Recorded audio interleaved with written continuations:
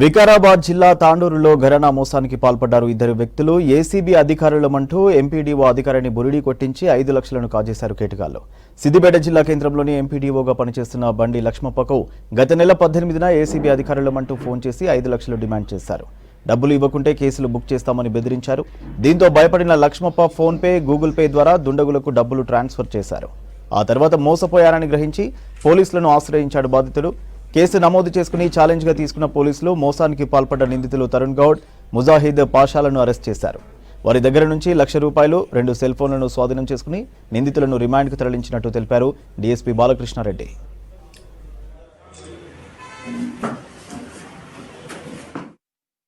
18వ తేదీ నాడు తనకి ఒక ఫోన్ కాల్ వచ్చిందని, ఫోన్ కాల్ అవతల వైపు నుండి ఏసీబీ అధికారులము మీ మీద కంప్లైంట్ వచ్చింది, చాలా మీ మీద రైడ్ జరుగుతుంది, కేసు నమోదు చేస్తాము, మీరు ఒక 5 లక్షలు ఇచ్చినట్లయితే మేము కేసు లేకుండా చేస్తామని చెప్పి అవతల వ్యక్తి నుంచి మాట్లాడడం జరిగింది.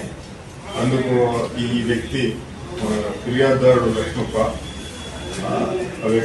అతను చెప్పే వ్యక్తి సమాచారాన్ని నిజమే అని చెప్పి నమ్మేసి అతను ఇచ్చిన ఒక 5 వేరు గూగుల్ పే, ఫోన్పే అకౌంట్లోకి ఇతను ₹5 లక్షల ట్రాన్స్ఫర్ చేయడం జరిగింది. అప్పుడు వెంటనే అదే రోజు ఆ సమాచారం మేరకు మేము కేసు నమోదు చేసుకొని ఇన్వెస్టిగేషన్ చేయడం జరిగింది తాండూరు పట్టణ పోలీస్ స్టేషన్లో.